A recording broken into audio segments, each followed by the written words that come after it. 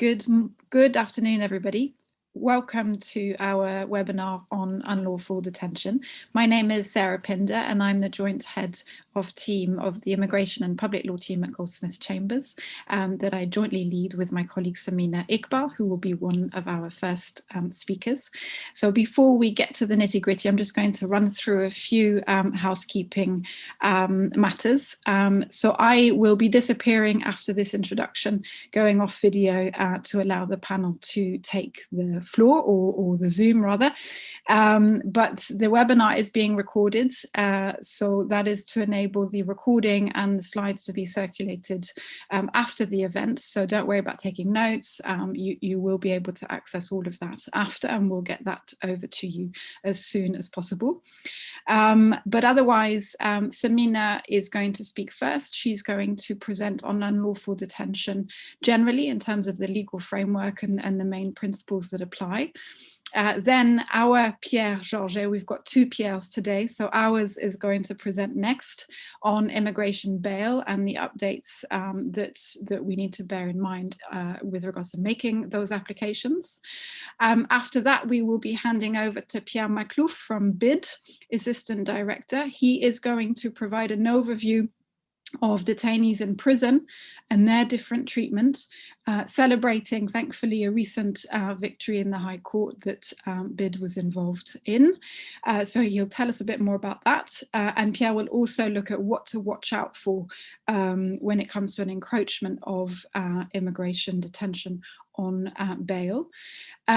Pierre is not able to stay with us for the duration of the webinar, so after his talk he is going to leave us, but we're very thankful for having him today. We're very lucky to have his input into this webinar, but his colleague Annie Nathan, sorry for the pronunciation, will still be available on behalf of BID for questions at the end. So if you do have any questions in relation to Pierre's talk, you can direct those to Annie.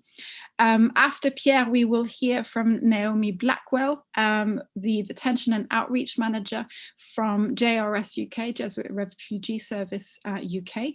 She is going to provide a bit more of an overview on the Detention Estate, particularly looking at JRS's work in Napier Barracks. So that's obviously very topical. And then we will finish with James Wilson, Acting Director at Detention Action, who will focus more on the COVID-19 impact on detention, Detention Action's challenge last year in relation to COVID and maintaining persons in detention. And we'll also provide an update on parliamentary work behind the scenes for us lawyers with regards to the 28-day time limit on detention. So there's a lot to go through, but we thought it'd be useful to bring everybody together. We want to have those overviews from those different perspectives and hope that that will be useful to you, and also hopefully aid some collaborations further down the road as well. The last bits of my housekeeping are we're trying to raise money on behalf of all three organisations. So we do suggest a £5 donation to the organisation of your choice between those three. I will drop the donation page links in the chat box in a short moment. If you have a question, we will have some time at the end. Please put your question in the Q&A box. And if possible, or where relevant, do address that to a particular panel member if you want somebody in particular to try and answer your question. I can't promise that we have all of the answers, but we can certainly try. And keep an eye on the chat box, as I will drop the links of relevant pieces that are mentioned in the talks. So that's my bit coming to an end, but before I come to an end, I am going to keep the attention and bring this book into the foreground. My dear colleague Samina doesn't know I'm doing this. She is far too modest, but we are here also to celebrate the publication of her guide. It's a practical guide to claims for unlawful detention and false imprisonment in immigration and asylum cases. It's published by Law Brief Publishing. It is a really useful guide, both for newbies to the area as a way in, but also as a quick referral, as a quick check, as really sort of accessible, practical guide to the area.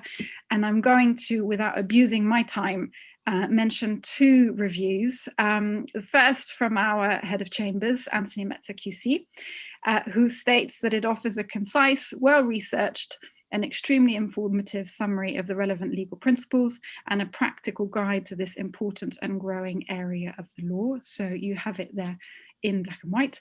And from another reader, also essential reading. And this reader was so relieved to finally have quantum tables of decided cases to refer to. A previously painstaking task is now straightforward and accessible. And that is, for those who might not be aware, there's a table at the end, which is gold dust as far as practitioners in this area are concerned, with quantum and comparison, so that you've got, again, another way into really what is a bit of a minefield. So I will also include the link to that. I'm pretty shameless about it, but one of us has to, because Samina isn't. So there we go. I am going to go off video now and hand over to Samina, and I will pop back up at the end for the Q&As. Thank you, Sarah. That was a really lovely introduction, and really thank you for those reviews as well.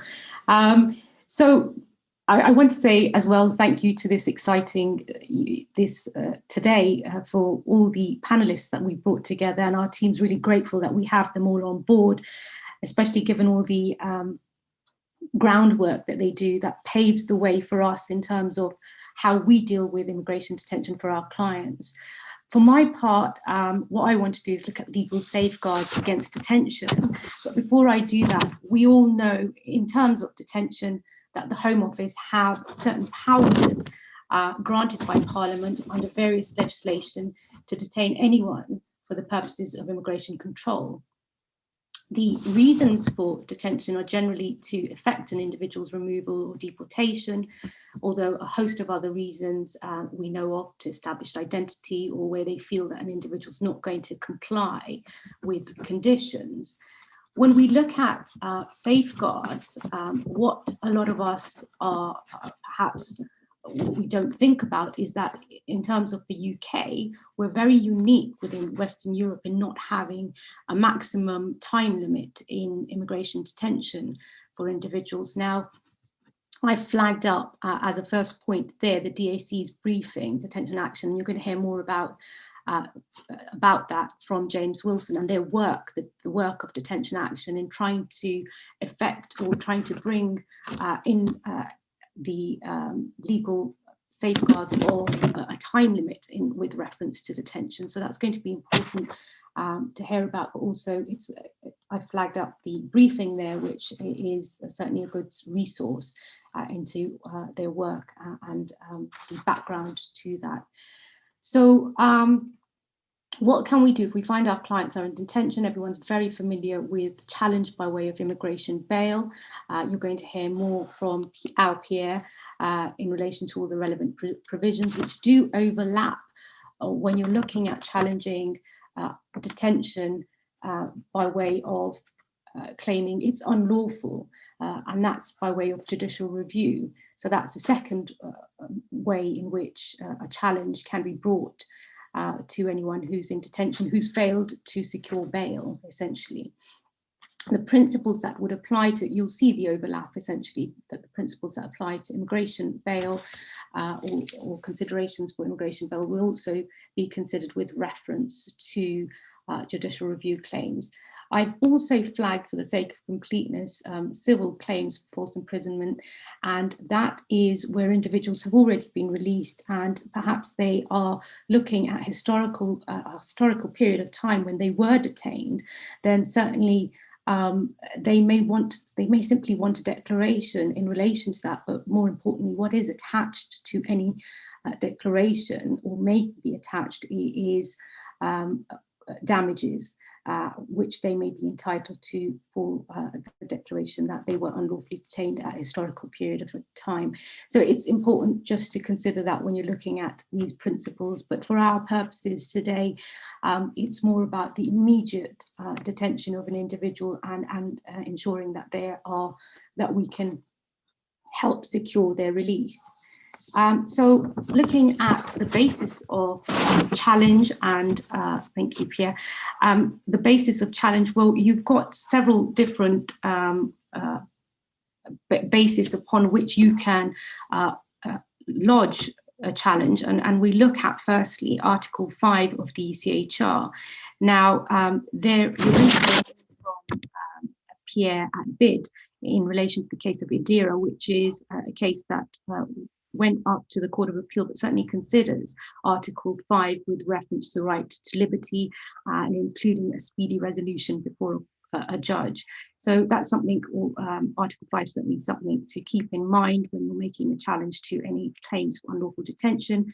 If you're looking at those who are suffering with mental illness, then Article 3 is certainly, Article 2 and certainly 3 are certainly something that you should consider.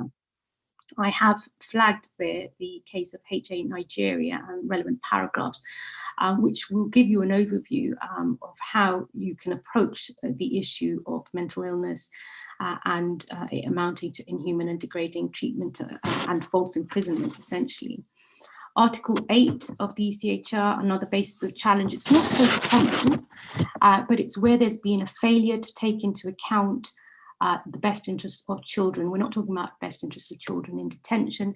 It's more so the best interests of a child where a parent perhaps is being detained. And the approach and the way in which that can be approached, I've again flagged the case of Abdullahi there, and that's certainly a starting point for consideration. Now, what we're going to be seeing and what we're seeing more of is challenges with reference to the Equality Act, more particularly Section 149. This is where there is a public sector equality duty where an individual's lost mental capacity to participate in decision making, and there is a failure to make any reasonable adjustments based on the lack of mental capacity or the loss of mental capacity. And I think that we're going to be seeing, and perhaps we'll hear a little bit about individuals who might fall within such categories when we hear from Naomi about their work in the Napier Barracks and the individuals that they've come across and the trauma that they may have been suffering whilst there. I think many of the reports that we've read certainly indicate that those who are escaping the trauma in their country, perhaps they've come from war-torn countries, are then being re-traumatized by being detained in such places. So we're going to be seeing essentially Section 149, the Equality Act, being taken up a little more. I do want to flag another case which perhaps is going to be relevant to look at in terms of principles, is the latest case of DMA, and I flagged up the link there as well. Most of these links are interactive in that when you receive the link and you click on that, it'll take you to the relevant case law. But this was the failure by the Home Office to provide accommodation to asylum seekers, which led to lengthy and systemic delays in provision of the accommodation and destitution of disabled persons. So one of the findings, there were three particular findings by the court, but one of the findings was that there'd been a breach of the public sector equality duty in making those decisions. So it's a good place in order to look in terms of how the principles will be applicable to any challenge in relation to unlawful detention. I've flagged up the breach of EU law. It's perhaps only relevant to historical claims now, where you had a piece of EU legislation which was unlawful, and something similar happened in the case of Hemati. I flagged that up, but I think it will be relevant only to historical detention claims within a 6-year period looking backwards. So it's worth keeping in mind if you are taking a challenge, an older challenge. But the main principles that we are familiar with and that we deal with in relation to unlawful detention on a daily basis are the Hardyal Singh principles. Well, what are the Hardyal Singh principles? I flagged that there for you.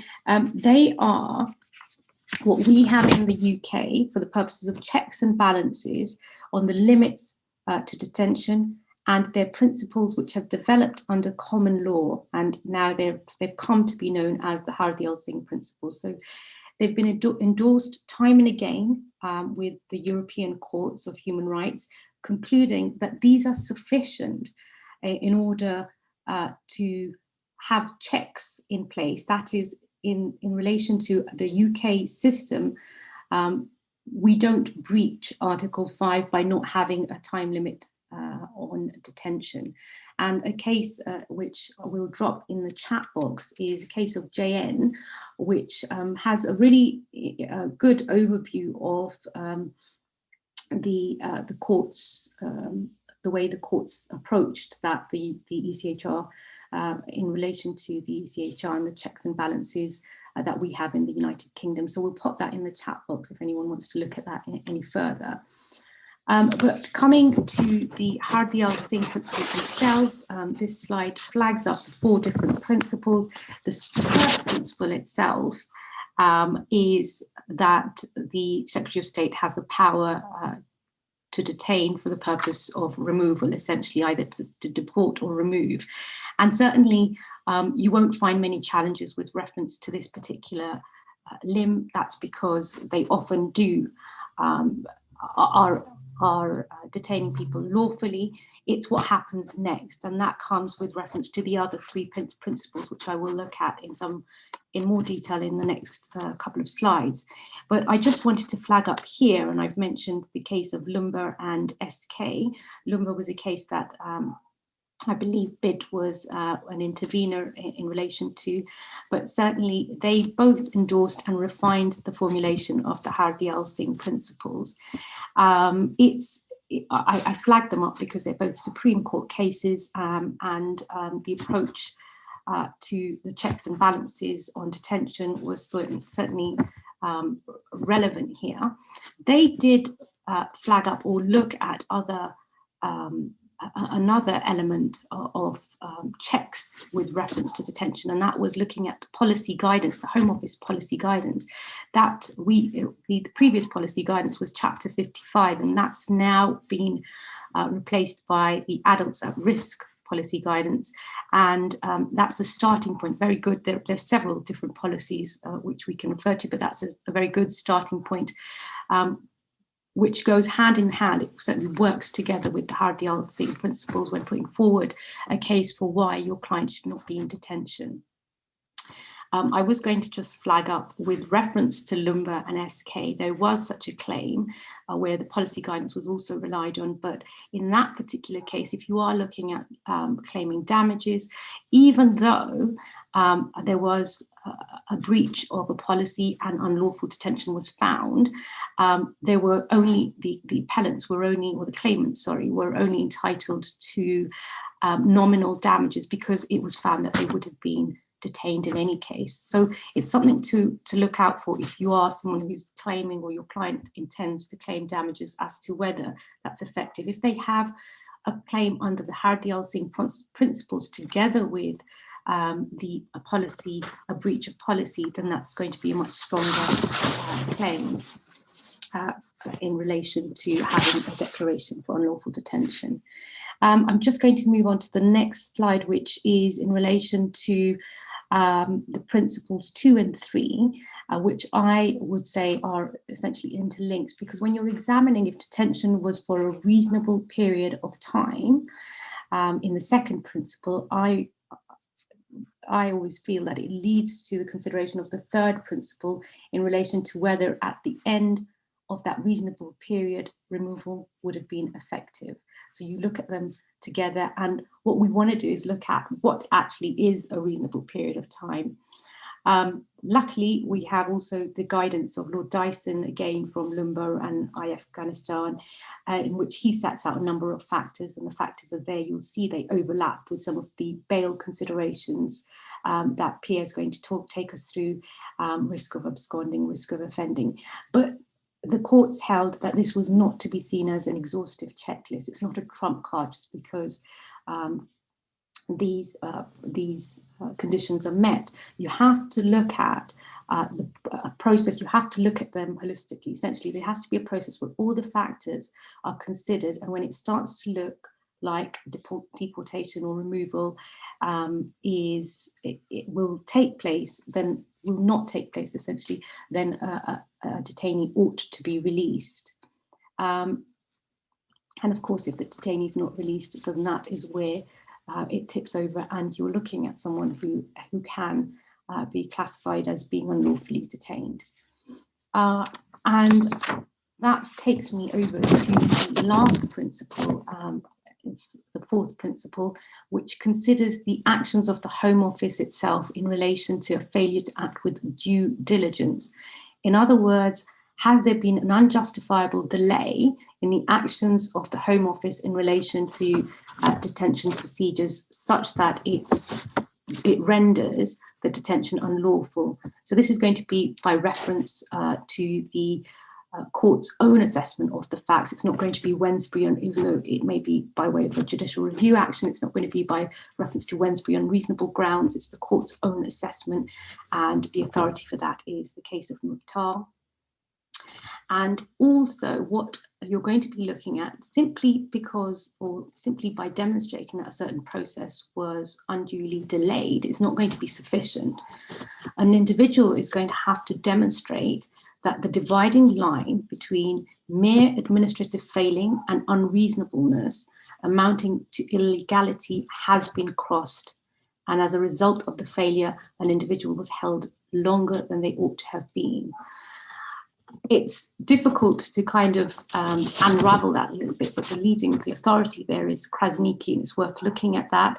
Another really good authority, which I haven't put there, but will pop in the chat box, is the case of Saleh of 2013. It's a Court of Appeal decision, so that's worth looking at as well.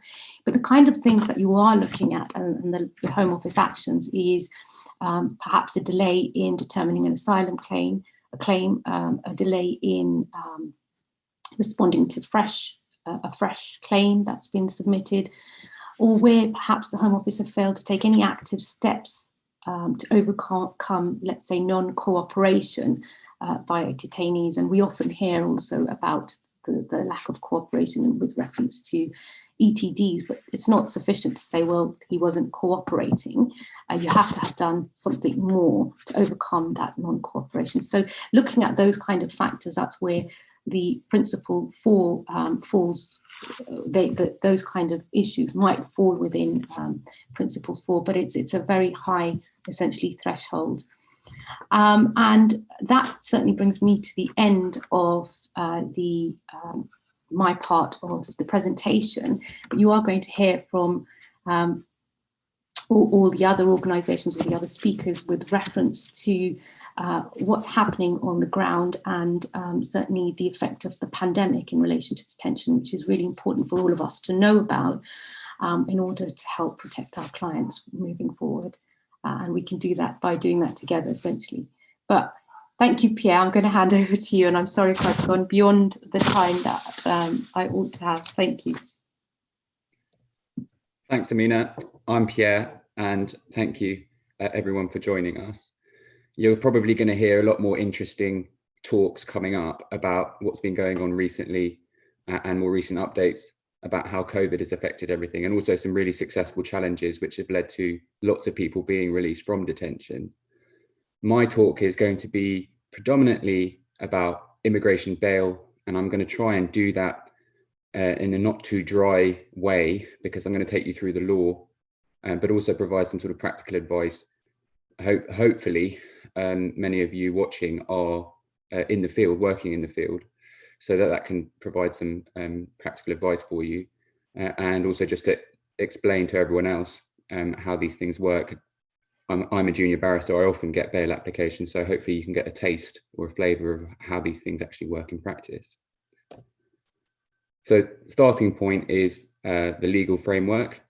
And I did warn you it's going to be dry, so I'm going to go through this quickly. This is just a list of the sources where you should probably know about. Everything is now contained in the Immigration Act 2016. So from the beginning of 2018, a whole new system was brought in.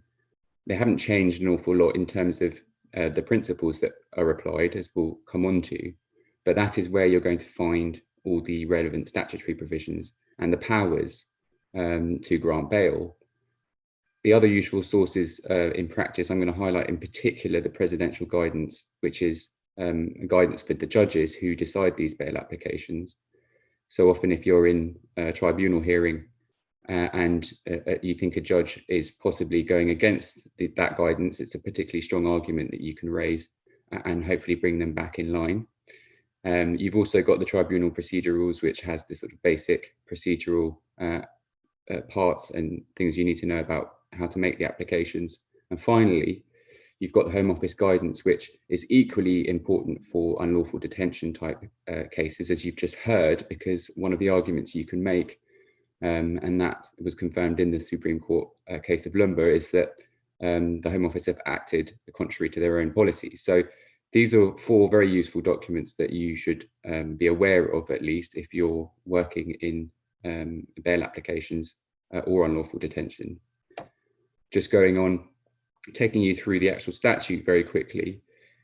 The 2016 Act introduced a new concept of Secretary of State's bail. So it used to just be something that the tribunal could grant, but now everything has been replaced. And when I say everything, I mean temporary admission or temporary release has been replaced by the concept of bail, which is all contained within this Schedule 10 of Immigration Act 2016. Of course, it applies where the Secretary of State has used her power to detain somebody, and it also includes some relevant matters. So we're going to look very closely at risks, because that is often what the first tier tribunal is concerned with. And those risks are generally going to be that someone's going to run away, so absconding, that someone's going to commit further crimes, that someone is going to, by committing further crimes, cause a particular harm to the public.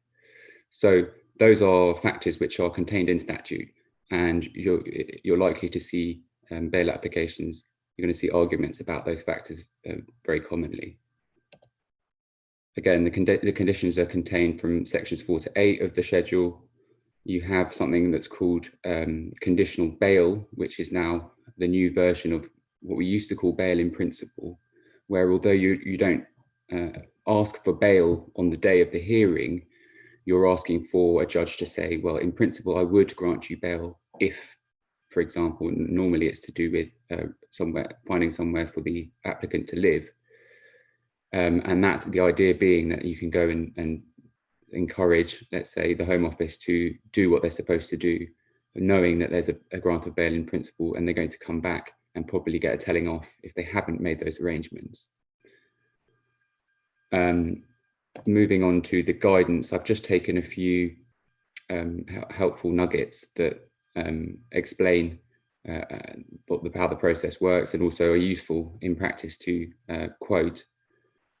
Bail is really, you have to consider that a bail should be granted when there's no reasonable alternative to detention. It's for the Home Office to justify detention, and therefore they have to show that it's the only reasonable alternative, and that bail, even with the numerous conditions which can be imposed, which we'll come to, it is not reasonable in that case or proportionate. There's some strange comments from in the guidance about the first tier tribunal not deciding whether continued detention is lawful, and that's only to, I think, highlight the difference between unlawful detention. So bail applications, we're not making unlawful detention claims. We're actually doing a risk assessment, and you often hear the word safeguarding, and I think that's probably the best thing for the tribunal to think that it's doing. It's safeguarding, it's considering risks, and we're normally on the premise that removal is not going to happen anytime soon. Here's some pretty useful quotes, but of a general nature. And the second one is particularly helpful in practice. So if you've got a client who, for example, has been detained for several months, you often see that in bail grounds or in submissions by advocates, because it says that if it's passing 6 months, then you have to have imperative considerations of public safety. And often what we find in practice is, certainly in criminal cases, you will have a very long period of detention where, for example, someone hasn't been able to get any legal advice and hasn't even made any previous bail applications. And once you've hit past that 6 months point, you're likely to find a judge is much more sympathetic, certainly if the Home Office shows no signs of moving the case along. It's pretty useful, the guidance, I'd say, if you're interested to find out how things work. Paragraph 23 of the guidance sets out how things work in practice. It does tend to depend on the judge. You know, often you'll have judges who sort of take command from the beginning and will say, this is what I think. Home Office, what do you say? Applicant, what do you say? But equally, you have other judges who want you to do it very formally and make your submissions and then hear from the other side and then make their decision. So that gives you a loose idea of how things are going to work in practice, but it does depend on who the judge is and how they like to do things.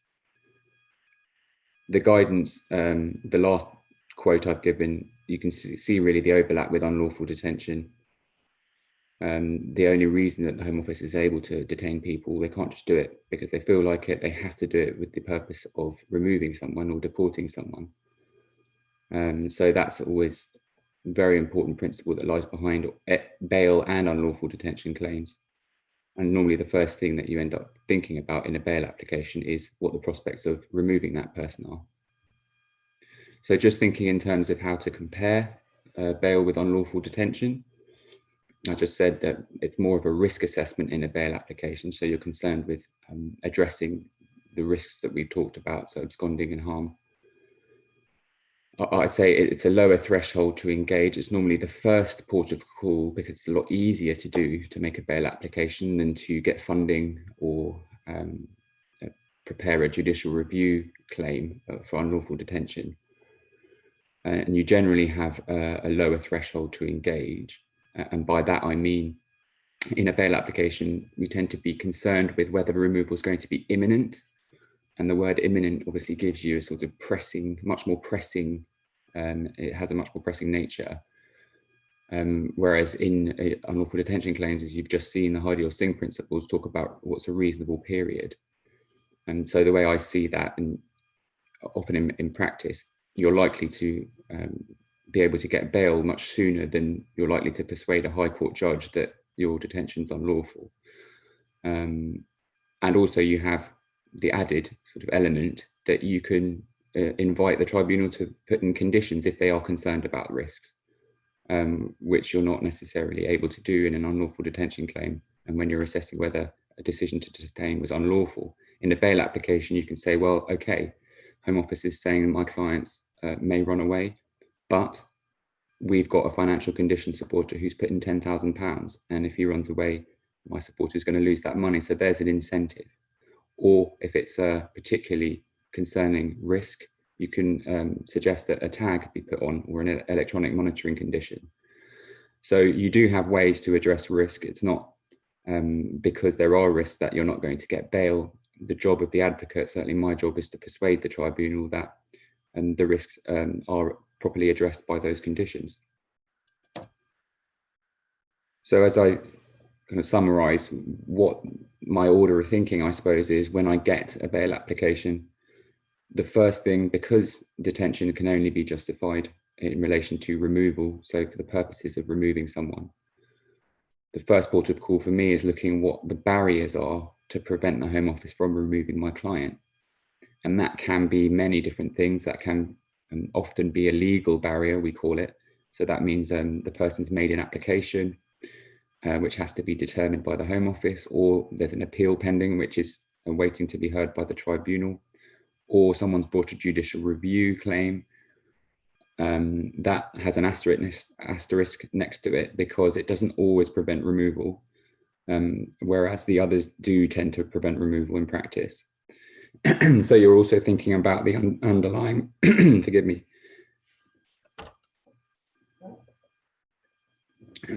Sorry, I've had a hearing this morning, so I'm starting to lose my voice. But the second bit is you're thinking about the underlying merits of the case, because if someone's got a hopeless claim, the Home Office is more likely to say, well, you're going to lose and it's going to happen quickly. Whereas if you've got a strong claim, you're likely to say, well, my client's, if he does have his appeal, he's going to win, more likely than not. So the chances of removing him are even smaller. But equally, even if you don't have an application or an appeal pending, some of the most difficult cases, your barrier may, for example, be practical. So they haven't been able to get a travel document for your client, so they can't remove him until they've got one. And if it's been taking several months, and certainly if it's not your client's fault that it's taking so long, that is a legitimate argument to say that removal is not going to happen soon. So I've included that as a legitimate barrier. Ideally, you will have some sort of application or appeal pending. And I think normally the advice, if I get a bail application, is going to be really focused towards what the client can do next in terms of their substantive case to allow them to stay in the country, because it's not much use getting released if you don't have any hope of staying in the country legitimately. So the other factors that I then go on to consider, provided that we've got a decent argument about barriers, is the risk factor analysis. What are the Home Office saying about absconding, reoffending, harm? Well, I can tell you already what the Home Office are going to say in a criminal case, and that is that your client is a high risk of absconding, he's a very high risk of reoffending, and he's a really high risk of serious harm. And that often bears absolutely no relation to what the probation service has said, for example. So you have to go in and analyse and address what the Home Office is saying. You equally need to think about whether your client has any particular vulnerabilities or issues that mean that detention is particularly hard on them. And you also have to consider the effect not just on the person in detention, but their family members, and particularly on their children who are without a parent. So those are pretty useful considerations and starting points to consider when you are thinking about not just bail, but unlawful detention.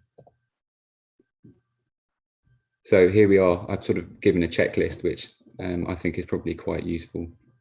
I've kind of just gone over a lot of this, but I think the question how long your client's been in detention is probably a pretty important starting point, and what the current position is in terms of whether the Home Office is removing them, because if they're not, then you automatically would think that you should make a bail application because removal is not going to happen anytime soon.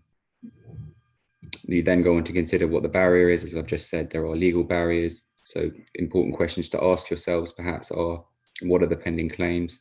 And if there aren't any, can I make one? Which would open up the possibility of a bail application.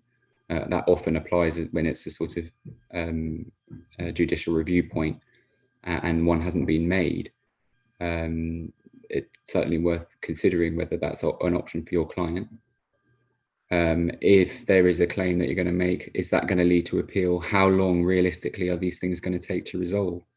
So I think the overall merits of the case are a very important starting point. We're not just talking about can we get bail, we're talking about can we get bail and then keep that person in this country on the longer term.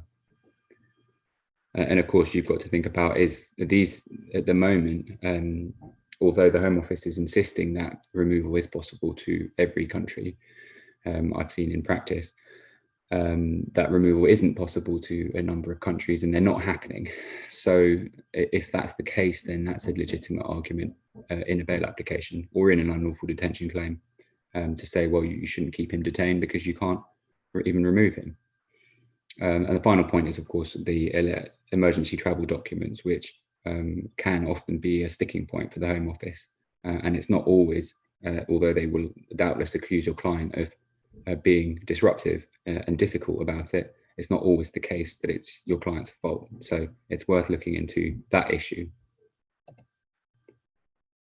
You also have to consider the vulnerability of your client, and I've just touched on that. But it's important to be familiar with the Home Office policy on adults at risk, because that potentially has an impact on whether detention is justified. It's more difficult for the Home Office to justify detention of someone who is an adult at risk or is a higher level adult at risk than for someone who isn't. You then have to think about what the Home Office is saying about your client's risks. That tends to be the risk of harm, certainly in offending, tends to be exclusively in criminal cases, but the risk of absconding is going to come up in any sort of immigration case, often where your client may have overstayed, and the Home Office is saying, well, that shows that they have absolutely no respect for the immigration laws of the UK, and they're just going to leg it as soon as they get bail. So you have to think about what the risks are and how you can address them. So what's your client saying about that period of overstaying, or about that period where he didn't report when he should have done?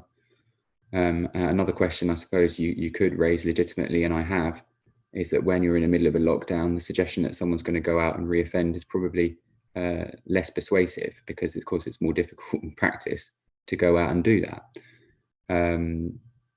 We also have to think about what the other considerations which might be relevant in practice. The license, I would say, is one of my most convincing arguments that I can make in a bail application, is to say you have a criminal license, so nothing really that the tribunal can impose is going to be stricter than that, and the tribunal can't punish the applicant in the way that the applicant will be punished if they breach their license. So in other words, if they do any of the things the Home Office is worried about, they're going back to prison. And so I don't know what the tribunal can add to it. That's what's going to happen. So the tribunal can be satisfied that those risks are addressed. And you also have to deal with the supporters issues. Just on a practical level, during the pandemic, it's been only recently have I seen supporters actually being taken again. I think for the start, because most of our hearings were on telephone, it's been far too difficult to get them to join and get them to sign the paperwork. But they are starting to use them again, and I've seen different judges come up with different ways of doing it, whether that be to get the sureties to go along when the person has to report, or to send over the papers to sign and by email, and then get them back and not release the person until they've been done. They are still important, so don't forget about sureties now, or forget to get the documents, the financial documents together, because that could be the difference between getting bail for your client and not getting bail. If you've got a judge who's just swinging in the balance, it may be that you can get one of the supporters to persuade them that bail should be granted.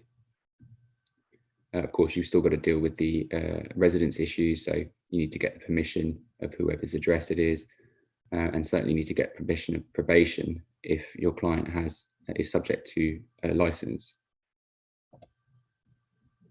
So, summarising the practical steps as I sort of come to the end of this, this is the way that I approach it, so hopefully it's helpful.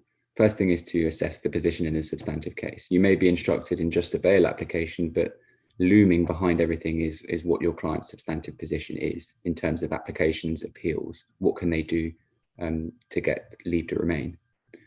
You then have to look at the position on removal. So what's the Home Office saying? Have they issued directions? How soon are they saying that a removal can happen? Do you accept that, or do you disagree with that? You have to check for previous bail applications, because that can always, it's going to be relevant to the judge's thinking. If a previous judge has said, well, I think you're lying to me, or I have no faith in these sureties because they lied to my face. So you need to know about what issues might potentially come up. In terms of drafting grounds for bail, they don't need to, be particularly long, and they don't need to quote case law. You're dealing with a judge who's probably ideally going to spend about less than a minute reading them, and has to know what you're trying to say.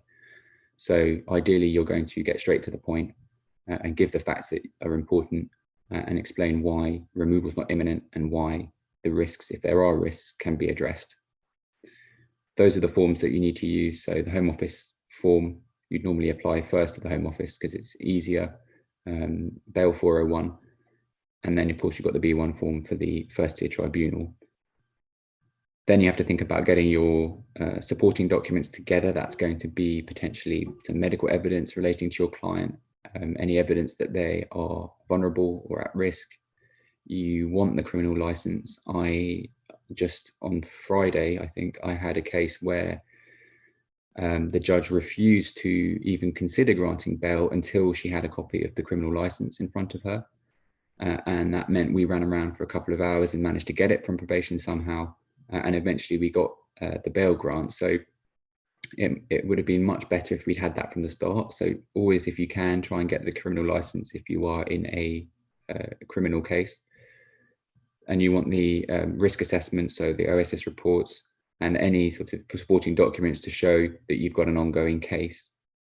You also want the surety documents, so don't ignore the sort of bank statements, the pay slips, and to explain the source of the funds and their ID documents. And finally, you want to address the address documents. So you want the probation officer, if they can, to send an email saying, yes, we've approved that address, or get that from the landlord, or get a copy of the tenancy agreement. That's really what I wanted to cover with you today. As I said, it's probably a bit dry because it's mostly the law, and what you're about to hear is hopefully going to be a bit more involving and interesting as we hear about the campaigning that's been going on and the wins that we've got more generally against the Home Office in getting people released. But that's what I wanted to cover. And I was going to, I don't know if the other Pierre is ready, but I was going to hand over to him if I can. Hello. Yeah, I'm here. Thanks very much, Pierre.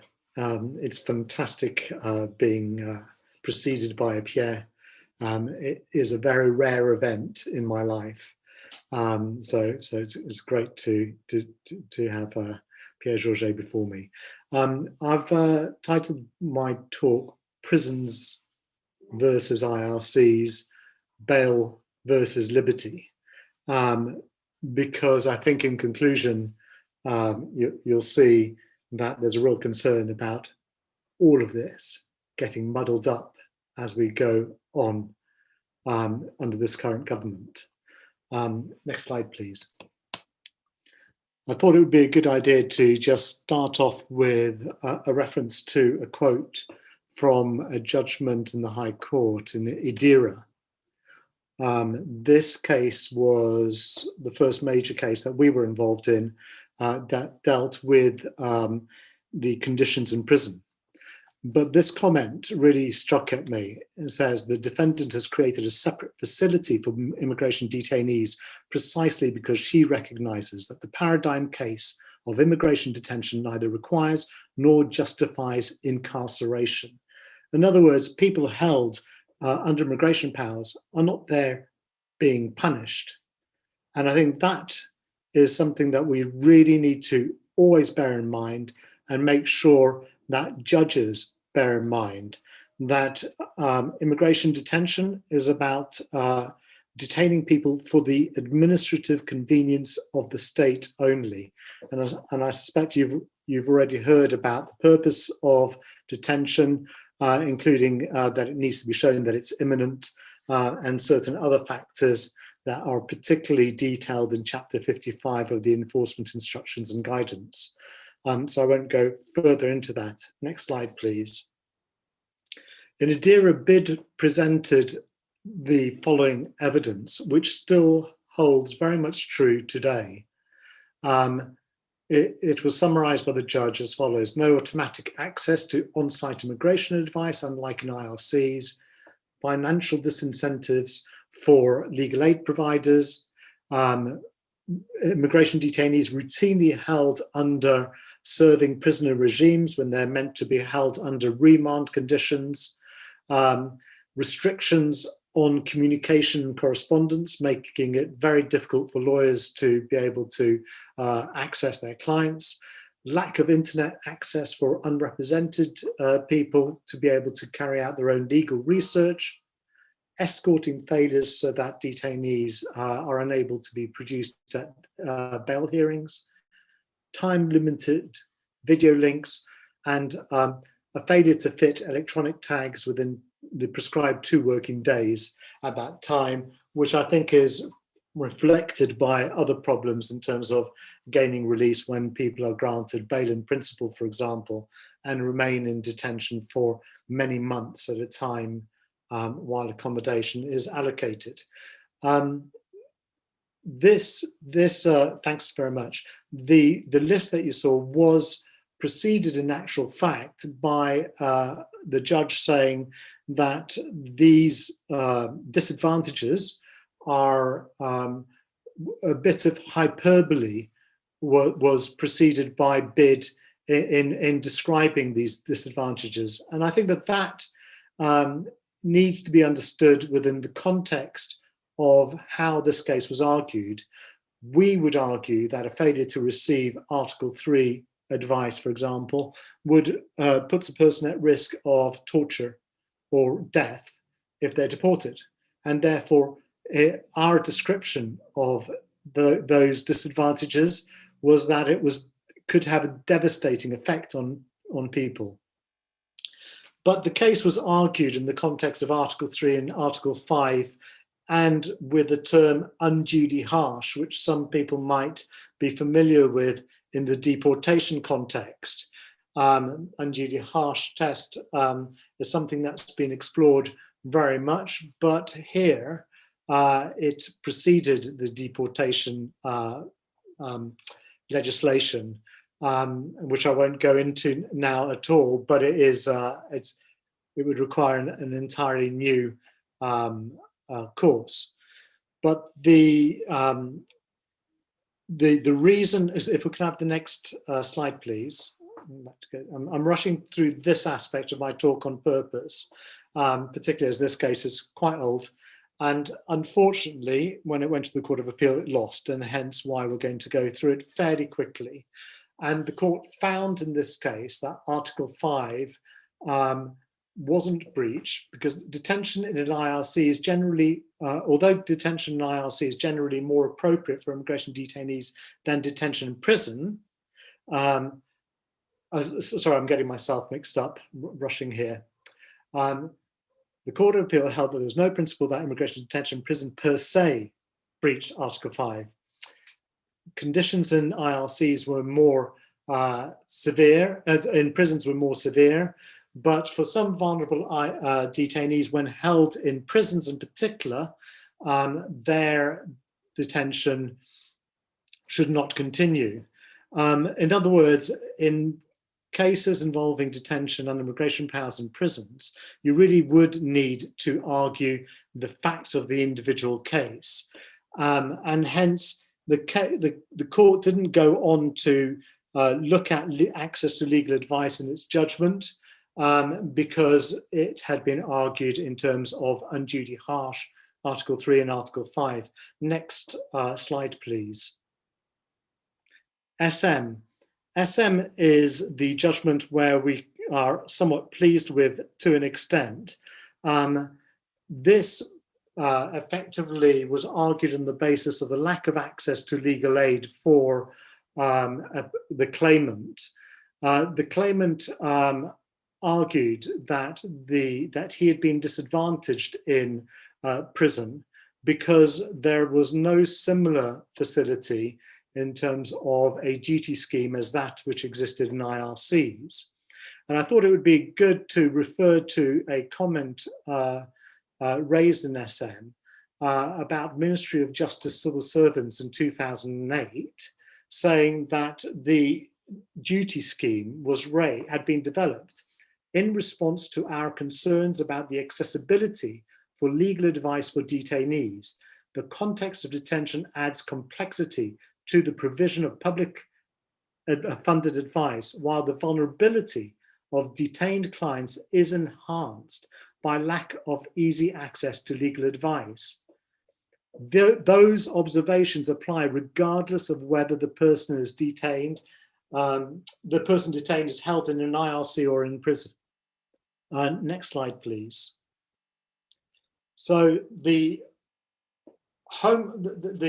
judge then found that the Home Office had tried to argue that it was impossible to provide a similar scheme to that in detention because prisoners are held all around the country and they cannot, and the Home Office should not be expected to provide a daily service of advice at each prison. The judge said that misses its target, the Home Office argument. The target is not the form that the duty scheme takes, but the function it provides. Initial access to publicly funded legal advice, in particular on the availability of bail and on any matter going to the legality of the person's detention. That function could be achieved in a range of ways, none of which need mimic the particular arrangements of the DDAS. In other words, other options should have been considered by the Home Office, such as was mentioned, a telephone advice service, but more importantly, as we'll see, as we see here, is the fact that a person is able to access legal advice in all circumstances, and a similar service would be, for example, the duty advice scheme in a police station, and I'll explain why now. Next slide, please. The absence of a so what the Home Office should have justified was the absence of a functional equivalent to the DDAS, i.e. an arrangement under which initial legal advice on matters such as entitlement to bail is available without charge and without reference to the financial or merits eligibility criteria. So that is why I raised the police station service. That's why I raised the duty service and IRCs as a comparator, because they do not look at a person's entitlement to advice. The person's detained, that is their entitlement automatically, and they can also attend as many appointments as they wish on the duty advice service. And that is what the Home Office, the Lord Chancellor's Department, the MOJ, need to look at. Next slide, please. The Lord Chancellor, it was argued, has a review on the go. And in fact, the Lord Chancellor's Department tried to argue that the case should be adjourned in SM. But as Lord Justice Swift said, this case is being, Justice Swift said, this case is being decided on historical facts rather than on what should be provided in the future. What should be provided is some kind of equivalence, not exactly the same, but something that would bring people up to the level of what is provided in an IRC.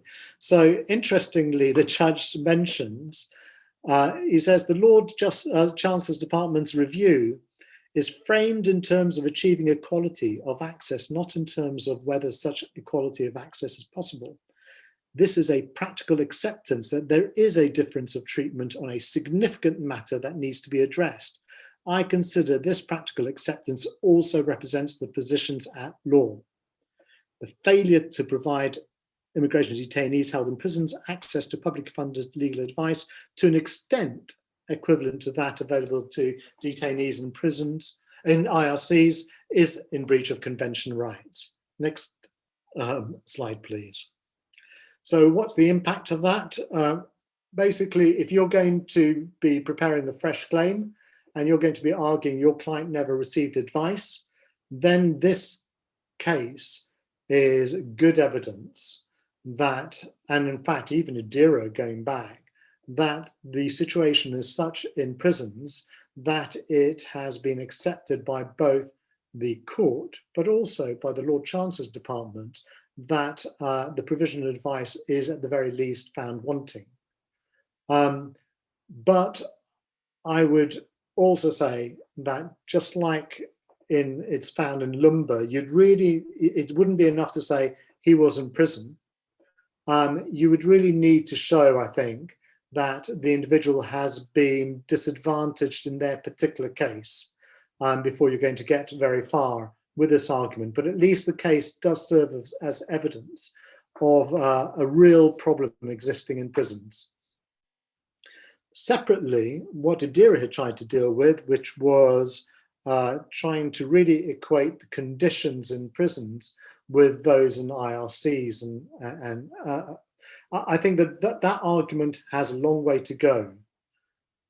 It is being argued by us now in our bail applications, and I think it needs to be borne in mind that the conditions that people in prisons are facing under COVID, but often outside of COVID, can amount to solitary confinement.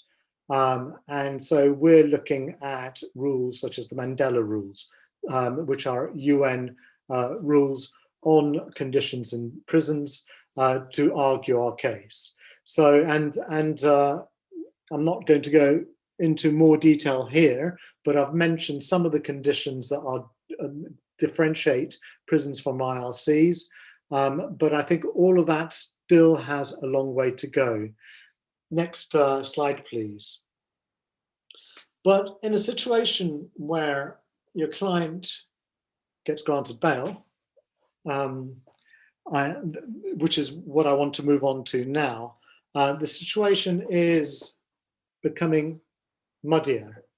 But the case of B was a fleeting moment of celebration where the court found that someone who is on bail cannot have conditions of bail placed upon them where the detention would otherwise be unlawful. However, the court produced a qualification. The notion that the power to grant bail presupposes the existence and the ability to exercise a power to detain lawfully is not necessarily a principle of universal application. While the clearest possible words would be required to achieve a contrary result, Parliament could do so. It would be a question of construction in each case whether that result had been achieved. Therefore, the government, under the Immigration Act 2016, introduced paragraph 1.5 of Schedule 10, which says a person may be granted and remain on immigration bail even if the person can no longer be detained, if they're liable to detention in paragraph 1 or we're facing deportation. But I think what's important about this case is that in analysing bail, the court also found that it was a form of detention, because bail is a limitation on liberty. And I think that is probably the most important outcome of B that we now need to bear in mind going forward. Next slide, please. In the case of Seth Katie, Justice Lang considered this case and the argument of the claimant that what was meant by paragraph 1.5 is when the right to grant bail to someone liable to detention is phrased there, it actually means someone liable to lawful detention. Justice Lang completely disagreed. In fact, it has to be said right from the off in that case, she seemed to, at least in my view, to have made up her mind. She said it's absolutely clear that Parliament intended that immigration bail should replace temporary admission, temporary release and bail, and that immigration bail should be available when the underlying or background power of detention cannot be lawfully exercised. Immigration, this is really important for all of us going forward. Immigration bail is not ordinary bail precisely because it is available, as was temporary admission, when a person is liable to detention rather than being detained. And because it is available, as was temporary admission, when a person can no longer be detained, whether as a matter of law or in practice, Parliament intended to reverse the decision of the Court of Appeal in Bir Algeria. Next slide, please. BID had an additional argument related here. where we tried to argue, Laura Dubinsky, Doughty Street, representing us, we tried to argue that conditions of bail should be considered in the same context as Harjil Singh principles. The judge said, I'm not persuaded by Bid's alternative argument that where the bail conditions are as they are in this case, there are any concerns about breaches of the principles in Harjil Singh. That makes it unnecessary for me to decide whether or not, if the Secretary of State did not have power to impose bail conditions on the claimant, she would have been obliged to give him leave. Now that, in the context of the future, is highly important, because as we're aware, and as I will shortly conclude, people are likely to be left on bail for very long periods. But what we are seeking to argue, and we've been granted leave to appeal, permission to appeal in the Court of Appeal, is that there needs to be arguments similar to Harjil Singh principles that regulate the granting of bail, because otherwise, without some sort of regulatory assessment, someone can be left on bail indefinitely, with all the denial of rights that that includes, whilst the judge's view was that Harjil Singh principles are not needed here because a claim for judicial review on an issue of reasonableness can be taken, and that is sufficient. Next slide, please.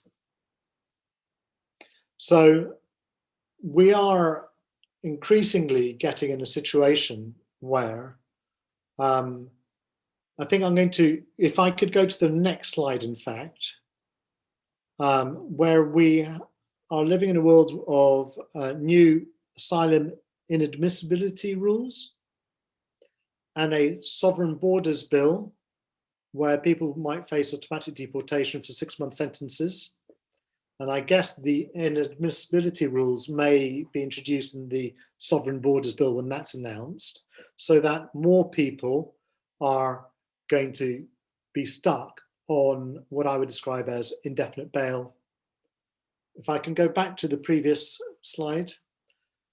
In that context, we also have people on bail, because after all, people are either detained or they are on bail. And unless the Sovereign Borders Bill is going to introduce a new status that's an amalgam, what we ask of the two, of detention and bail, which is possible, we are in a situation where we have the barracks, where people face curfews. We have the unlocking of doors for some detainees that were held in Tinsley House, and the declaration then that Tinsley House, which was the first IRC to be built, was no longer an IRC. And although the people who had their cell doors unlocked had to go through 3 sets of locked doors to get out, they were defined as not being in detention. We also have the introduction of more experiments on alternatives to detention, which when I discussed it with the UNHCR, and when we see, and we'll hear from James later, they can be extremely supportive initiatives for people who are on bail. And if there's one thing that people on bail do need, and particularly people facing long-term life on bail, is they need support. However, my concern has always been, and will always be, that as more alternatives to detention programs are created, there is a risk that civil society will be co-opted in the operation of controls over people who have restrictions on their liberty and may become liable to inform the Home Office and to engage with the Home Office in roles that would normally be pertinent to an immigration officer. So we need to keep an eye on that very closely. The other issue that's arising is GPS tagging. People on tags now are receiving letters informing them that their tags are being changed. GPS tagging is being rolled out in actual fact. It is resulting in wounds in some people. We have a client whose tag is basically causing blood to flow. The exception to tagging under Schedule 10, once it comes into force via regulations, which are soon to be announced, are based upon practicality and human rights. And I think that in the context also of barracks, the unlocking of doors, goes to the increasing importance of applications for the variation of bail conditions, because and the way that the Home Office is considering those applications and the way the Home Office is exercising its power to place people on indefinite bail conditions, and how long such conditions should be allowed to carry on, at what point someone should be allowed to work, whether or not it continues to remain reasonable and necessary to prevent people from studying, whether or not a tag should remain on a person, what constitutes a human rights assessment of the Article 3 breach, or indeed an Article 8 breach of having a tag placed upon a person. And of immediate concern is the fact that the Home Office's draft policy on tagging will also allow people, for the Home Office, to analyse GPS data when considering Article 8 claims. So will that mean that prohibitions on going near areas will be examined? Probably. Will it mean that compliance with the reporting condition will be considered? Probably, where it's in the Home Office's interest to argue against a person, which then raises issues of disclosure of the data. Will it involve assessments of a person whose offending might have been carried out under the influence of drink, being accused of going near a pub? Or might it also be used in the context of a sexual offender because they have walked past a school? All of these issues are in danger here, and BID is focusing increasingly on campaigning on these issues, and is seeking to really unlock a lot of the issues that relate to the right to liberty via applications for bail, both to the tribunal and to the Home Office.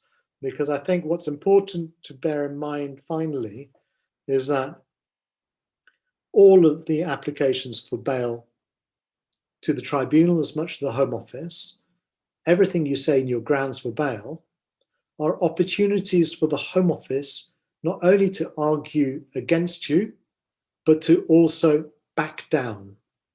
That's why, although you may argue absconding risk as the focus of your grounds for bail, using, as the President's bail guidance says, arguments that relate to whether or not bail is justified. The FDT does not consider whether or not bail is unlawful, or should not necessarily, but certainly anything unlawful is not justified. Putting those on record forces the Home Office, or gives the Home Office, I should say, the opportunity to back down. And when it doesn't back down, then that goes on record as something that they can be challenged about at a later point in time, and may contribute to an application to challenge before the High Court the continued lawfulness of detention. That's it from me.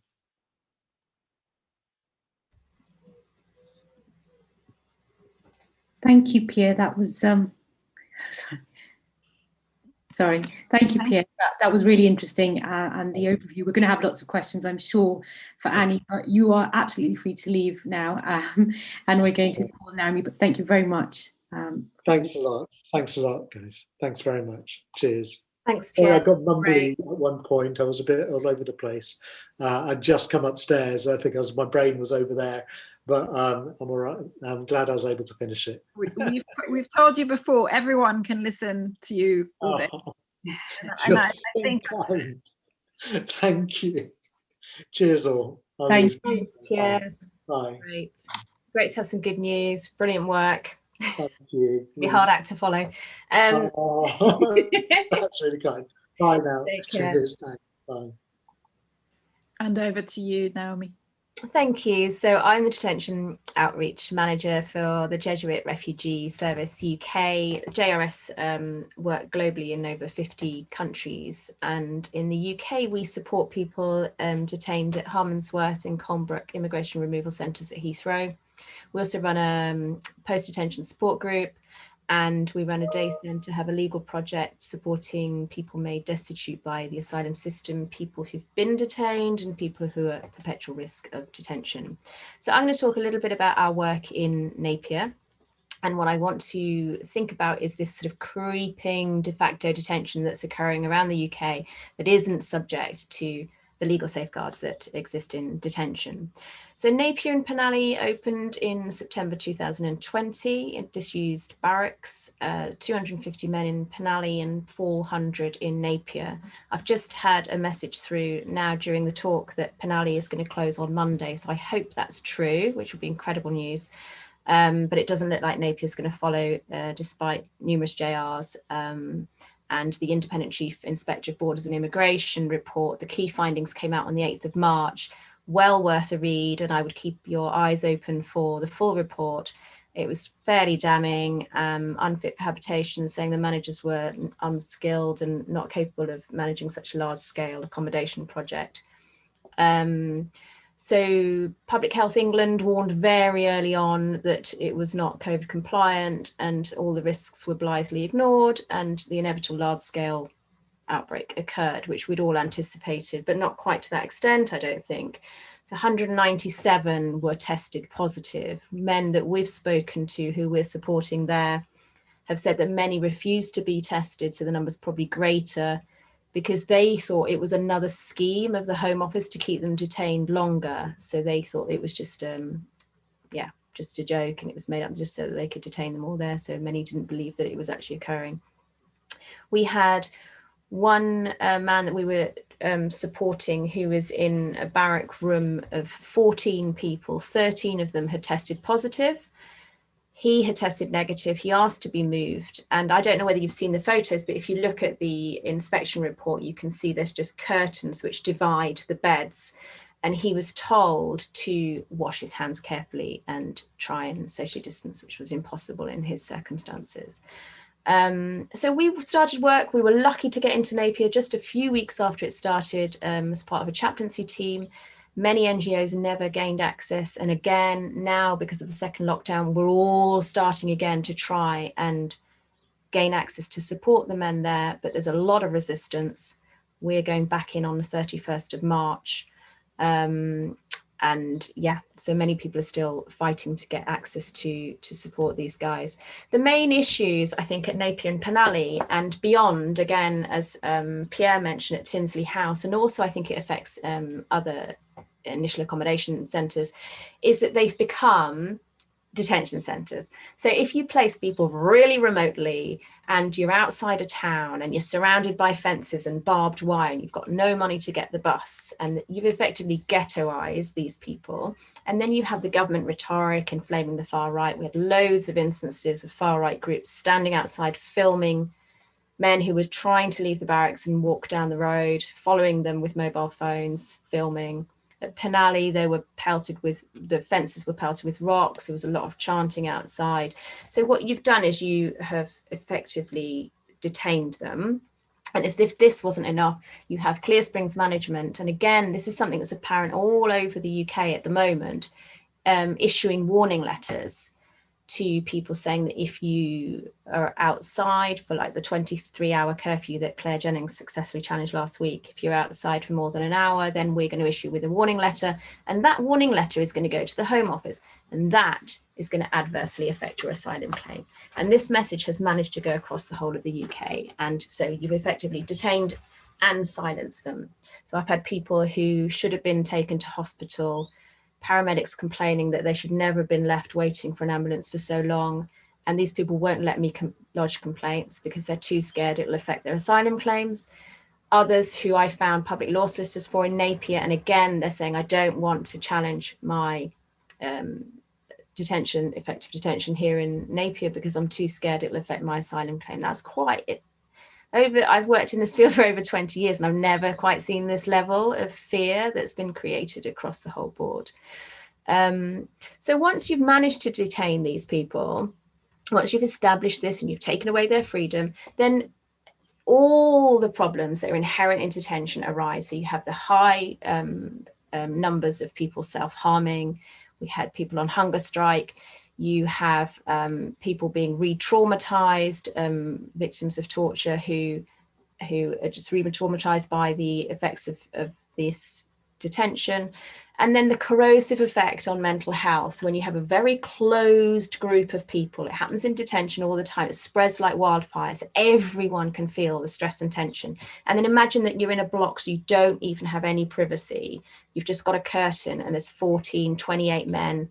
And many told me that they'd deliberately confined themselves to the barracks because they didn't want to face going outside. And then they deliberately confined themselves to their beds because they could not face the stress and the tension around them. And they were just trying to block it out. There was a lot of people that we spoke to who spoke about one guy who seriously self-harmed himself. He was bleeding out. Everyone was really traumatized by the event. An ambulance took him to hospital. And then what they were absolutely disgusted by was the very next day, he was brought back to Napier Barracks as an example to all. There were a high number of victims of trafficking, victims of torture, told us that the lack of freedom that reminded them of previous instances, re-traumatizing them again. And as my colleague, Dr. Sophie Cartwright, has prepared a detailed report called Detained and Dehumanized, which is about people held in detention, but I think it's still incredibly relevant to the barrack situation and initial accommodation at the moment under COVID regs. And I think we're going to see new reception centres opening up. So I think we all have to bear all of these things in mind constantly. Legal advice, there was no specific provision, no legal aid surgeries, no providers on site. And as all the solicitors you know who are listening, I'm sure all of you know that you aren't just twiddling your thumbs with lots of matter starts lying idle. Local providers didn't have the capacity to absorb new and really complex cases. And I think there's a tendency to assume that there's spare capacity somewhere, so the spare capacity can be redeployed to areas of shortage, like these new barracks, whether they're in Barton Stacey or Napier or Penally. London has a high number of providers and unused matter start, so you could potentially have someone out there doing outreach. But the reality is everyone, even the big firms, as we know, are vastly overstretched and simply can't meet demand. We had enormous problems with the charter flights, this massive rush that the Home Office had of trying to remove as many Dublin cases as possible before Christmas, and just desperately scrabbling around we were to try and get legal representation.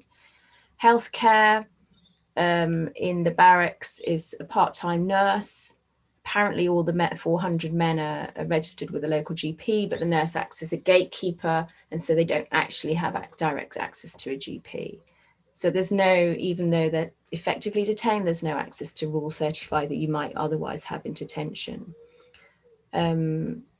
We had a case of a victim of trafficking who hadn't been ID'd as a victim of trafficking because he had the truncated screening interview where the key trafficking indicator questions had deliberately not been asked. That was challenged by Duncan Lewis successfully late last year. He was transferred to Yarlswood Detention Centre then to a hotel in London, then to Napier, and we only came across him when he arrived in Colnbrook Immigration Removal Centre. He still hadn't got any legal advice at all. He had asked in Napier, and migrant helper told him that he didn't need a solicitor, that would come later. He needed to focus on his accommodation. So when we first met him, he had removal directions for 5 days' time. And so we were we were incredibly lucky because we had the brilliant Sarah Anzani from Goldsmith, who just stepped in at last minute, worked every single hour, got sent, and she managed to get loads off the charters. That was great. Thank you. But now hopefully Napier, Penally's closed, if that news is right that I've just had through, and Napier is being emptied only for the Home Office, we believe, to start transferring men back in, which means all the NGOs who've made contacts with people there and have connections, all of those are lost. And so we're basically starting from square one again. Penally had emergency planning until 20th of March, so it's due to close. And then Napier has planning until September. So we're hoping that come September, it will be closed anyway then. So the other areas I just wanted to comment on is the new detention centre for women. There's going to be 80 beds they're planning in Hassockfield, which again is a huge worry. There's Barton Stacey in Hampshire, which is an old barracks. I don't know whether they're going to use it. And as Pierre mentioned, there was Tinsley House, which was used as contingency accommodation. So 13 men who were arrested in relation to the fire at Napier were moved to Tinsley. I went to visit them there and was told that they were detained. Eventually, the guards said actually they weren't detained, as we all knew, but they didn't want me to have access to them because they said it was raining and that would be bad for their mental health. But anyway, eventually some were allowed to meet me in the street outside. And again, you're in this huge detention centre, you're on the perimeter road, there's nowhere to go, it's completely remote. And quite a few of them said they just weren't leaving the centre because it wasn't worth it. It felt so much like prison. It was better just to remain in there. So as I think Pierre mentioned, there were 3 gates. I was told that there were 6. So there's 6 security gates that they have to navigate to get out of that centre, which apparently was an open centre. So we really, really need to keep an eye on this. There was no GP access. There were no activities. And the new news I read this morning in the newspaper was that Priti Patel's considering a new reception centres in the south of England where newly arrived asylum seekers are going to be kept there for 6 months while they decide whether they can get them under the new inadmissibility rules, return them to a third safe country, and if not, they will put them into dispersal accommodation. And I think we all need to keep a really, really close eye on that and on any other movement in barracks, because if they are going to pretend they're reception centres but function as detention centres, then I think there's probably quite a lot of potential legal challenges there. We've been involved in quite a lot of JRs. NGOs are at the coalface, and I know it's really hard as a legal aid solicitor. You never, ever have any spare time. I know you don't. And it's really easy for me to say, but we do need to work more closely. I think that if the country and the Home Office are shifting to more detention or de facto detention centres, we need to stop working so we're just a little bit disparate, I feel. And I know we don't have time, but we do, if we can, try and step back, find a bit of space and give ourselves the opportunity to think more collaboratively and strategically, explore new ways of working together if we can, because this is an extremely inhumane and deeply, deeply damaging process. Thank you.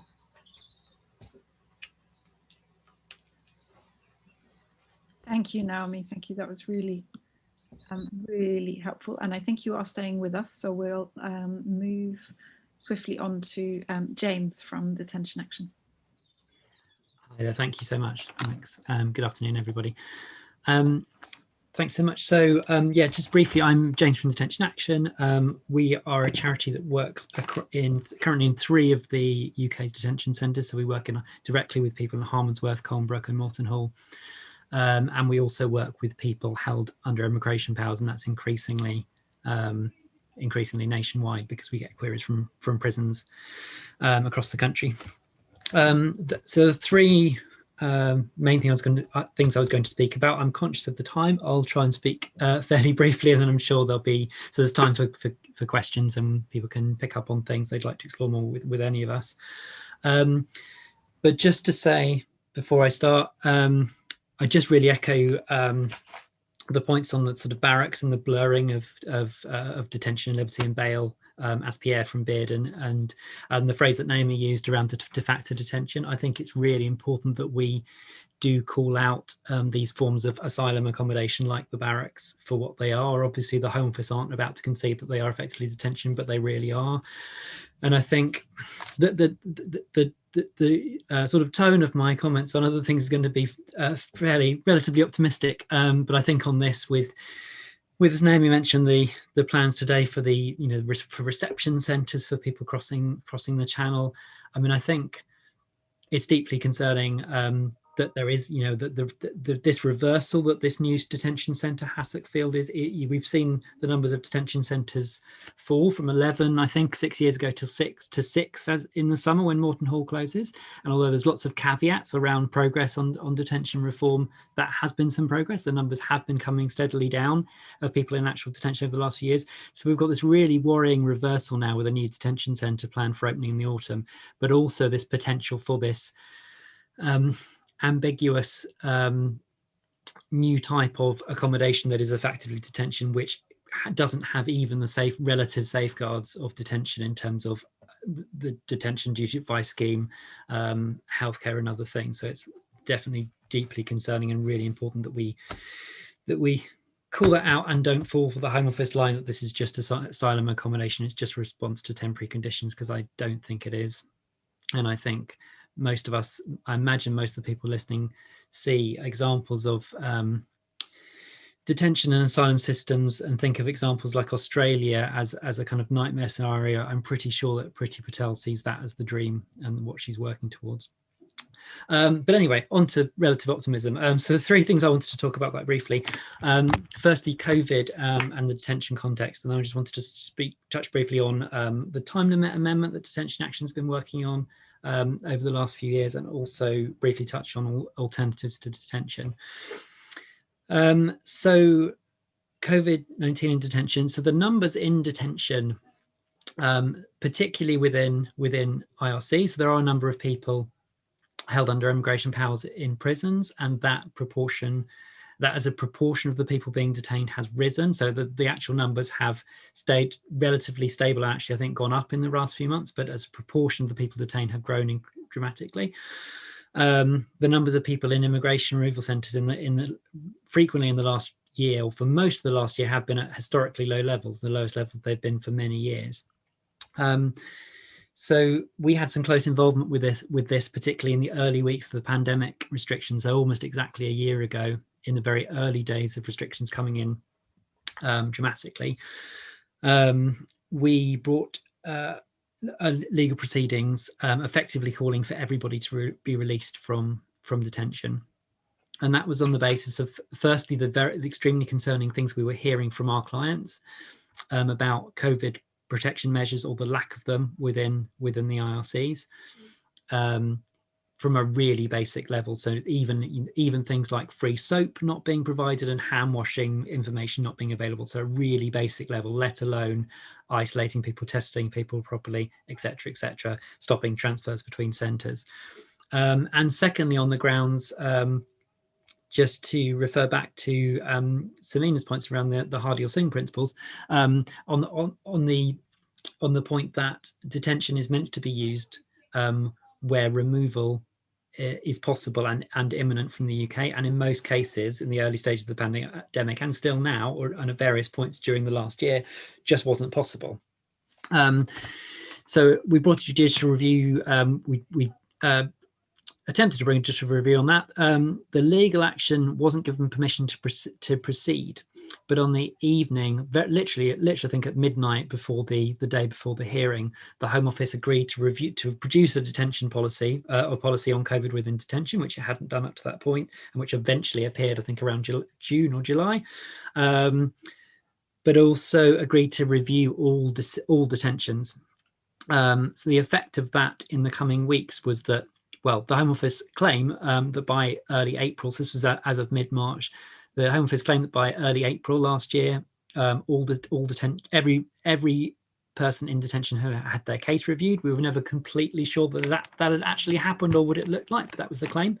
And by the end of April, the numbers within detention were significantly down.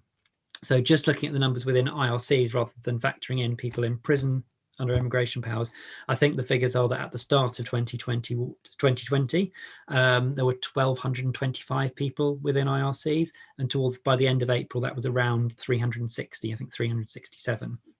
So we would obviously had hoped for and believed everybody should be released. That's a dramatic reduction in the detained population. The numbers, I think, the numbers that we were able to piece together in January of this year suggested that there were a point where the numbers in IRCs had fallen to an even lower number, so 200 and something, though I think it's risen in recent weeks. The numbers of people actually being detained for some period of time will have increased in the second half of last year, particularly with the restrictions having eased in the summer and autumn, but also, as Naomi referenced, with the large number of charter flights running or being attempted by the Home Office in the run-up to the end of the Brexit transition. But the numbers actually in detention at one time have generally stayed low. Realistically, we do have this new detention centre on the way, and all the indications from the Home Office have been throughout the pandemic that they envisage a return to normal, unfortunately, and that we're likely to see numbers rise within IRCs over the coming months. But there's been fantastic work done throughout detention to challenge the detentions of those who have remained in detention. Again, BID, as always, doing phenomenal work around bails, and I think the success rate of bail hearings, certainly as of last spring, was extremely high, and that's testament to fantastic work by BID and many others. But the low numbers of the last year have certainly, I think, put more pressure on the Home Office to justify the detentions that it's continued, and it's highlighted even more that question around, well, if you can, when it comes to it, release 70% of the people detained, what is your justification for detaining en masse in such numbers? I forget the exact figure. It's around 24,440 people were detained in 2019, 61% of whom eventually were released back to the UK. So even if you approach detention from quite a Daily Mail perspective around why it doesn't make any sense. It's a huge use of taxpayer money. It isn't. Most people don't go on to be removed from the country. What is it achieving? People's liberty is being taken away extremely cheaply. So that's in a sort of whistle-stop situation of where things are now, and lots of I think, just to underline again, the justification for having a new centre open, particularly for women at Housekeeping, is, I mean, there isn't one. I've been in meetings with the Home Office in the last few weeks where they've commented on it, but there isn't a justification in terms of the numbers within detention, and particularly the numbers of women being detained in the last year has fallen dramatically, and it's not clear at all to see what a justification could be. The two other things I wanted to comment on briefly, firstly, just on our time limit amendment. So we advocate for detention reform in a wide number of ways, and for reform in a number of different ways, with the aim of detention in the UK being reduced to the absolute minimum and ideally stopping altogether. In 2018, the former prison ombudsman Stephen Shaw released his second report into the detention of vulnerable people. Some of you may be aware of, with a large number of recommendations. That report, he had obviously been approached, collared by many people around around the nature of around the fact that detention is indefinite, as Samina highlighted at the start, in a way that it isn't across the rest of Europe. He was seemingly pretty determined not to comment on that aspect of detention in particular. But he made at the time in his introduction, I think, what seemed at the time quite a frustrating reference to the time limit campaign, and the campaign for 28 days. And he dismissed it as just a slogan, which at the time irritated a lot of us in the sector quite a bit. On reflection, he probably had a point, because it was largely a slogan that hadn't really had much detail behind it, fleshed out in terms of what a 28-day time limit would look like. What we've attempted to do at Detention Action, and working with others and with legal team, particularly at Garden Court over the last 2 years, is flesh out amendments that do give detail to that. So we have a time limit which we've tabled to the immigration bill last year and the previous one in 2019, which would set 28 days as a strict time limit, even after multiple detentions if necessary. So it would set 96 hours as the maximum time that somebody could be detained before there was judicial oversight, and then the court would only be able to, or be directed only to, allow detention to continue if removal was actually possible within 14 days.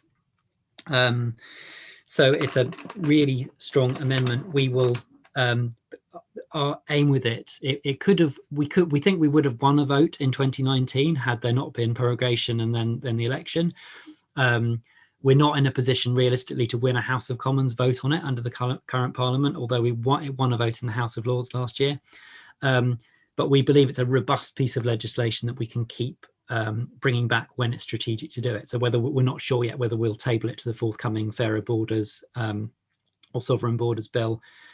We're very wary of unintended consequences, and one sort of obvious point is that the government would back a time limit on detention if it can be introduced at the same time as speeding up the processing of asylum claims and deportation, and further reducing in-country appeal rights, etc. So we have to be really aware of those unintended consequences. But we believe that it's a basis that we strongly believe it's a case of when, not if, that can be successful, because we've got support for it from across all the main opposition parties, and increasing support amongst Conservative backbenchers. The third thing I wanted to touch on, again, really conscious of time, but just briefly on alternatives to detention. So since 2014, Detention Action has run an ATD project, the Community Support Project. We set that project up specifically to focus on what might be seen in terms of public relations by the government as the most difficult group of people in detention, where the most challenges would be, certainly in terms of public relations, and that's people who have had criminal convictions. So the project is specifically for people who have been in detention or are at risk of detention as a result of criminal convictions triggering a deportation order. The project has been very successful in terms of client outcomes. So we have for most of its history, this has been one staff member. It's now 2 staff members working with people in the community. So we will be referred cases normally while people are in prison, coming to the end of a criminal sentence, but then facing a move on to immigration powers, but sometimes also directly from IRCs. We will meet and agree to take a case while the person is still in prison or detention. And then on release, we will work with the client for up to, and sometimes longer than, a year, meeting them regularly in normal pre-pandemic times in the community, obviously over the phone at the moment, providing pastoral support. The project has been very successful in terms of helping to support people to integrate or reintegrate into a local community. We have very high rates of people not reoffending. I think 93% of all project participants so far. So we believe it's building an ever stronger case in terms of evidence for alternatives, and again, why detention just isn't justified in the vast majority of cases. I think Pierre Makhlouf's caveats around alternative detention are very sensible, and certainly there's a danger of being of the sector and us being co-opted in some ways into things that in effect look a lot like detention, or end up justifying detention in a roundabout way. I think that's a very clear risk, and something we're very conscious of. At one point, we've had independent funding for that project throughout, although there was a point where we were in discussions with the Home Office about potential funding for our project, which was actually a direct came about because there was a recommendation in the second Stephen Shaw report calling for just that, calling for our project to be expanded, and we had some interesting discussions with the Home Office around that. But sometimes in certain conversations that things aren't going to work out, so they asked us at a few points that they said they'd rather the phrase alternatives to detention didn't appear in relation to the project, which was interesting. And we set out a number of non-negotiables, red lines, for us in terms of the independence of the project and client confidentiality. And at one point, the Home Office contacted me and said, we need to talk again about your non-negotiables. And we had to say, well, no, you have to look again at what non-negotiable actually means. But I think that the alternatives can be a powerful part of detention reform advocacy, but we just have to be really careful about being co-opted. I think that's a really important point. Also, there's been some really not surprising but disheartening news around alternatives recently. So the government committed to rolling out 4 pilots following the second Stephen Shaw report. Only 2 of those have been rolled out so far. The first one was run by Action Foundation in the North East and was specifically for women in detention or at risk of detention. I think Action Foundation, a great organisation to have been running that, but they have had relatively few referrals, particularly inevitably as a result of the pandemic over the last year. And the project's now being wound up, I think, to their frustration, particularly when there's now a new detention centre for women opening up in the North East. That makes no sense, and I'm sure they would like to continue. The second pilot is being run by a group called King's Arm Project in Bedford. And again, I think they're an excellent group to be running that project, but it's specifically for people with reporting arrangements in Bedfordshire and Milton Keynes, which is obviously that applies to a number of people, but it's quite specific in terms of locality. And pilots 3 and 4 have now been abandoned by the Home Office, and they've said that those pilots are going to be absorbed and I can't remember the exact phrase they've used officially, but dealt with in other streams of work, which seems like a clear way of kicking that work into the long grass. That is very frustrating. I think I will pause there because I imagine we need to move on to questions, but very happy to talk about any of those issues more. James, thank you so much. I think all of you have given us so much food for thought, and hopefully through this webinar and our collaboration, we certainly can take it further. We can, you've shown us different aspects of detention that need to be grappled with, and hopefully all those at our end who are listening can certainly take that on board, and hopefully we can work together and reach a further audience and being able to work together collaboratively to make that difference. We do have some questions, and I think just going to the Q&A box, first of all, I think there's one for Pierre. Pierre, have you managed to have a look? You are with us, yes. It's, would you suggest writing a letter to the UKVI for release, first setting out the reasons before making bail application to the UKVI and the first tier tribunal? Yes, I would. It's actually fairly straightforward. I mean, make the application to the Home Office first, and you're likely to get at least a considered response. But what they should be doing really every so often, normally it's every month, is reviewing the reasons to detain. And they should be justifying detention, because of course it's for them to justify, to keep justifying it.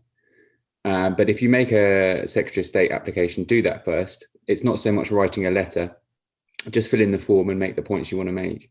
And if that's refused, then you can think about applying to the tribunal. You're probably more likely to get a better result from the tribunal, of course, because you have an independent judge looking at it. So yeah, you can skip it, but there's no harm in lodging that application while you get things in order to try and make the first tier tribunal application if you have to. Thank you. And I think just if I can add to that, it was just that leads to detention review. There are regular detention reviews. So it's worth, I suppose, getting hold of those if detention is for a long period of time. So being able to answer the reasons given for ongoing detention in any kind of letter that you might write to the Home Office. So that's quite a sensible approach. Don't know if anyone else wants to add anything to that in respect of anything that you see on a daily basis in relation to bail applications, if you're seeing any bail applications. Okay. I don't know, I could probably say, I think it does seem a little bit arbitrary in practice. I know this isn't an initial decision to detain, but I've had clients who are just going into report, and because they ask for something outside of the ordinary, the case is referred up to someone at the detention centre and they suddenly decide to detain them. So, you know, many clients are scared of even just asking for something simple like, can I maybe extend the time for my reporting, or have it every couple of weeks instead? Or, you know, God forbid you ask for the right to work. The risk is that they hand it upstairs and they suddenly think, well, this guy's come to our attention, we're going to detain him. So it does seem rather arbitrary, and at least if you are applying to the tribunal, that gives you hopefully some security that, you know, you're going to get a considered decision on it, and it's not going to be just a matter of who decided it on the day and what mood they were in. Yeah. I think, Sarah, I think you had a question, didn't you? Yeah, I had a question, I suppose, for everyone or anyone who wants to share their thoughts. I sort of been, again, we're all trying to get our heads around it still, but whether COVID and the pandemic in some ways presented sort of opportunities to review the issues that immigration detention brings about. So obviously we've heard from James in terms of the action last year that resulted in a dramatic reduction, but perhaps also from Naomi in terms of it in the media, and perhaps persons who might otherwise not have been familiar with these issues, when you see the living conditions and whether people can socially distance and so forth. So it sort of brings a bit of a different perspective on this, that whilst obviously it's huge difficulties with COVID to deal with, has that kind of press a bit of a reset button, and can that perhaps go forward, you know, post-pandemic?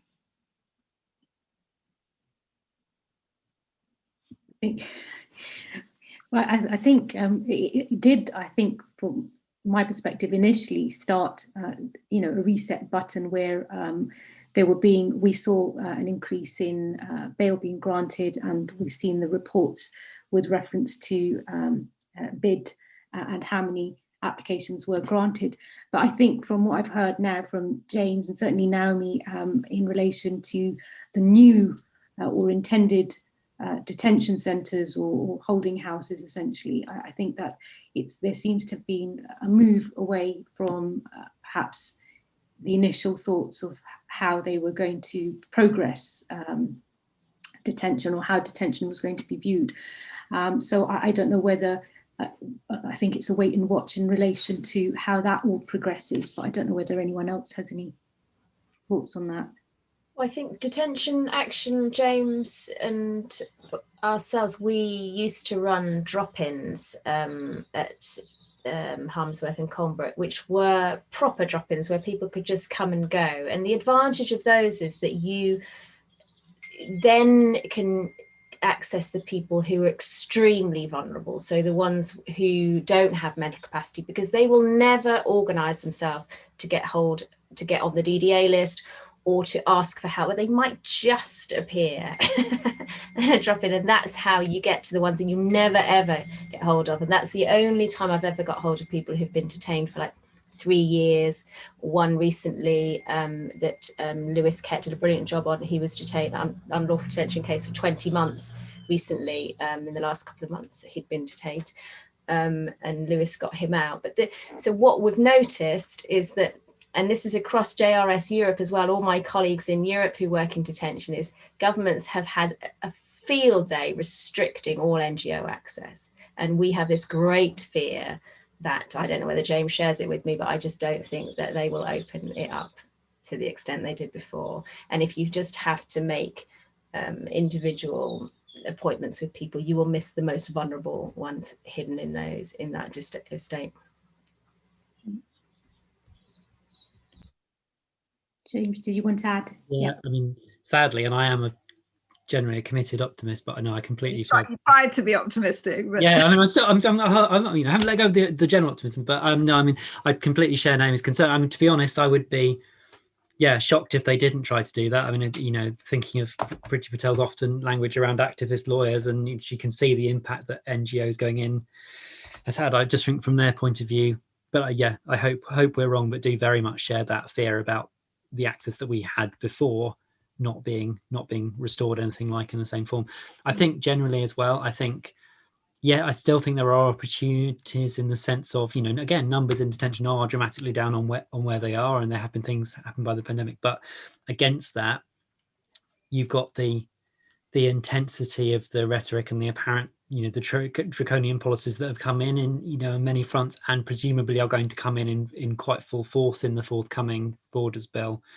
I think there are still opportunities, but that's very much the tone of the top of government right now, and I think it's going to take, you know, things all if there's one thing for sure, things will always change, but I think it will take something having the impact like Windrush or even bigger than that, and I'm not quite sure that will be to arrest that momentum and direction of travel. But yeah, I think I was just going to add on the Sovereign Borders Bill. I think that we're going to be holding a webinar in relation to that on asylum inadmissibility rules, I think next week. So I think that's going to give us a good overview of that. So it'll be worth connecting that to this and having those issues all flagged up. Annie, hi. Thank you for joining us. Hi. I think you're mute. Sorry, I was here all along. Thank you. I just wanted to add on that previous point. I think one of the difficulties is the way that, you know, detention is being redescribed as not detention, which means that the facilities that are presently in operation, like, for example, the Detention Duty Advice Scheme, aren't going to be offered to people, even though they're physically in these accommodations where they can't get access to lawyers and so on. And I think that will probably continue. Yeah.